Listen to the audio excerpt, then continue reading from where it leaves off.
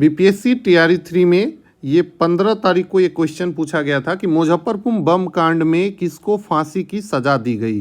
वैसे तो ये क्वेश्चन जो एग्ज़ाम हुआ था वो रद्द हो गया है, लेकिन क्वेश्चन इंपॉर्टेंट है और कई बार मुजफ्फरपुर बम कांड और खुदीराम बोस से क्वेश्चन पूछा जाता है। ठीक है, तो इसका जो आंसर होगा खुदीराम बोस होगा, आप सभी लोग जानते हैं। लेकिन इस टॉपिक से और कौन कौन से क्वेश्चन बनते हैं इसको हम लोग देखेंगे। मुजफ्फरपुर बम कांड की पूरा पोस्टमार्टम करेंगे और जितना भी क्वेश्चन आता है उस सबको देखेंगे। तो देखिए, मुजफ्फरपुर बम कांड ये घटना है 30 अप्रैल 1908 ईस्वी को। 30 अप्रैल 1908 ईस्वी को डेट याद रखिएगा, काफ़ी इंपॉर्टेंट है। पूछा जा सकता है कि मुजफ्फरपुर बम कांड की जो घटना हुई थी किस तारीख को हुआ था, तो 30 अप्रैल 1908 को हुआ था। और कहाँ पे हुआ था, तो मुजफ्फरपुर बिहार में। ठीक है, मुजफ्फरपुर बिहार में हुआ था। ठीक है, इस घटना को क्रांतिकारी खुदीराम बोस और उसके एक साथी थे प्रफुल्ल चाकी, इन दो लोगों ने मिलकर अंजाम दिया था। ठीक है, प्रफुल्ल चाकी भी थे इसमें और खुदीराम बोस भी थे, लेकिन इसमें केवल खुदीराम बोस को क्या किया गया था, फांसी दिया गया था। प्रफुल्ल चाकी आत्महत्या कर लेते हैं, आत्महत्या कर लेते हैं। ठीक है, तो इसीलिए इसमें केवल फांसी खुदीराम बोस को दिया गया था। अब इसका डेट भी याद रखेंगे कि खुदीराम बोस जी को कब फांसी की सज़ा सुनाई गई थी, तो 11 अगस्त 1908 ईस्वी को इन्हें फांसी दे दिया गया था। ठीक है, और काफ़ी कम उम्र में इसे फांसी दिया गया था, मात्र 18 साल का उम्र था उस समय जब इसे फांसी की सज़ा सुनाई गई थी। तो सबसे कम उम्र में फांसी की सज़ा पाने वाले क्रांतिकारी नेता खुदीराम बोस थे और ये क्वेश्चन भी पूछा जाता है। ठीक है, उसके बाद बात करें कि ये जो बम कांड हुआ था इसमें किसके ऊपर बम फेंका गया था, तो इस घटना में तत्कालीन जिला न्यायाधीश, उस समय जो मुजफ्फरपुर के तत्कालीन जिलाधीश थे जिसका नाम था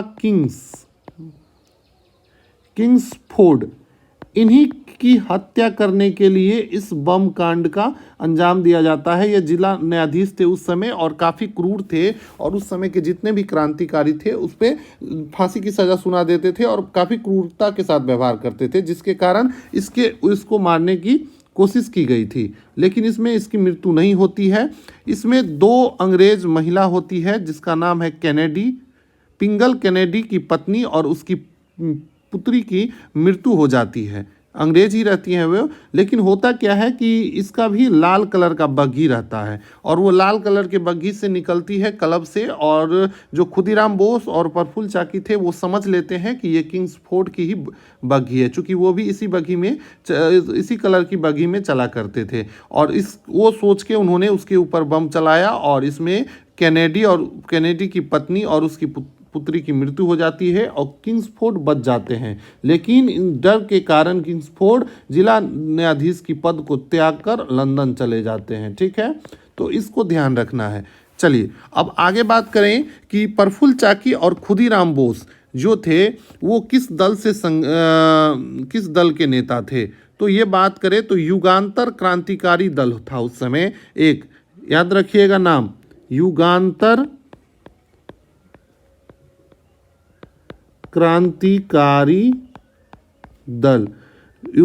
क्रांतिकारी दल से संबंधित थे। ठीक है, इसी दल से जुड़े हुए थे और इस दल के जो नेता थे वीरेंद्र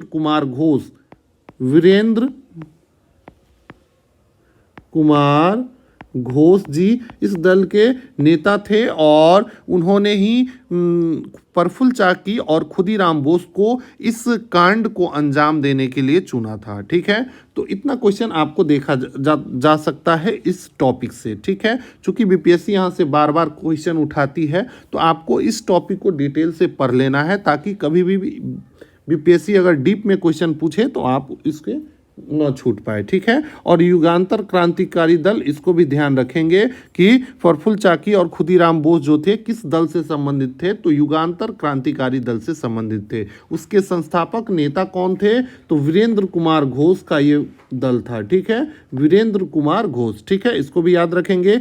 डेट याद रखेंगे, मुजफ्फरपुर बम कांड का 30 अप्रैल 1908 को ये हुआ था। उसके बाद याद रखेंगे 11 अगस्त 1908, क्योंकि इस दिन जो खुदीराम बोस जो हमारे क्रांतिकारी थे उन्हें फांसी की सजा सुना दी गई थी। उम्र याद रखेंगे, मात्र 18 साल। जगह कहाँ है? मुजफ्फरपुर। मुजफ्फरपुर कहाँ है? बिहार में, आप सभी लोग जानते हैं।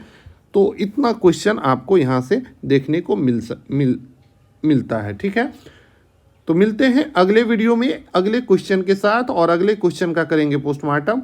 ठीक है, तब तक के लिए आप हमारे चैनल को ज़रूर सब्सक्राइब कर लीजिएगा, क्योंकि आप लोग इसी तरीके से अगर आपको एग्ज़ाम निकालना है तो एग्ज़ाम के जो क्वेश्चन पूछे जाते हैं उसको डीप एनालिसिस करना काफ़ी ज़रूरी है। ठीक है, तो चलिए मिलते हैं अगले क्वेश्चन।